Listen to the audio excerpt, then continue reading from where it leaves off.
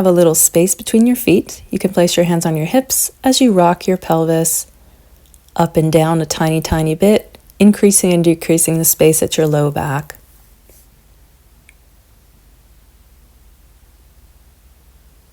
And then find your best back position and moving into a leg slide, keeping your pelvis stable as you slide one leg out and in.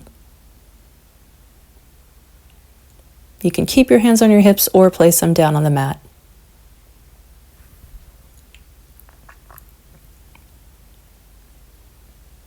Alternating sides.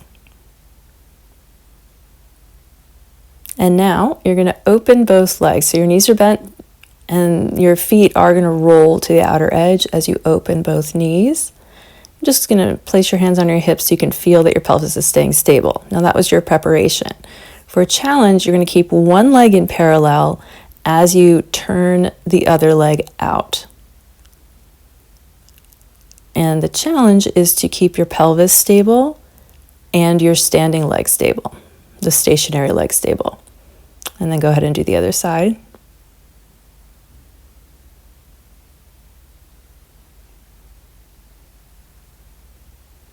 And now we're going to put the two together. So you're going to go ahead and turn one leg out a little bit, slide it long, rotate it into parallel, and then slide it back up. And you can either alternate sides or do one side continuously and then switch to the other side.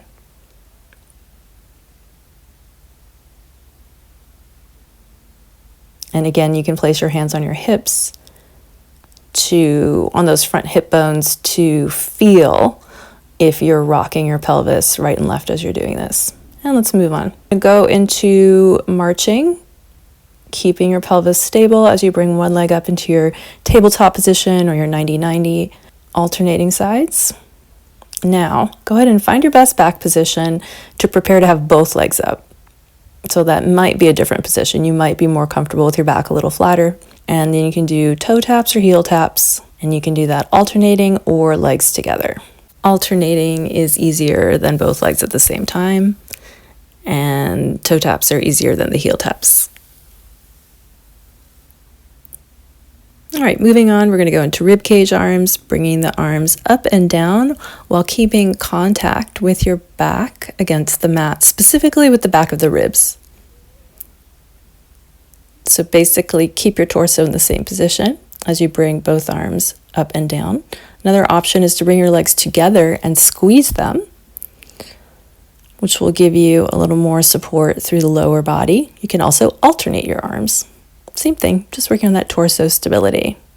And moving on to a bridging exercise. So if you had a pillow under your head, you can remove that. Rolling up into your bridge position, then bring your arms overhead, and then rolling down vertebra by vertebra and bringing your arms back down. So it's rolling your pelvis up, lifting your arms overhead, rolling your pelvis down, bringing your arms back down.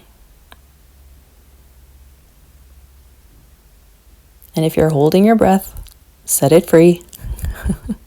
This one is meant to feel good, especially as your arms go overhead. You can feel that length through your body, and as you roll down, you can kind of resist that reach of the arms overhead.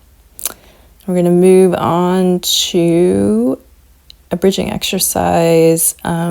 It's a little bit different. So you're going to stabilize your pelvis, find your best back position, and bring one leg up into tabletop. As you do either just a little lift to hover off the mat or pulses. Yep. You can do about 10 of those and then try it on the other side. Same thing. So you're putting into practice that stable pelvis, and you're working on the standing leg, on the pressing leg. And you can use your arms also to help you, of course. And then coming down when you're ready. And then you can go ahead and hug your knees if you want. Well done. Nice work.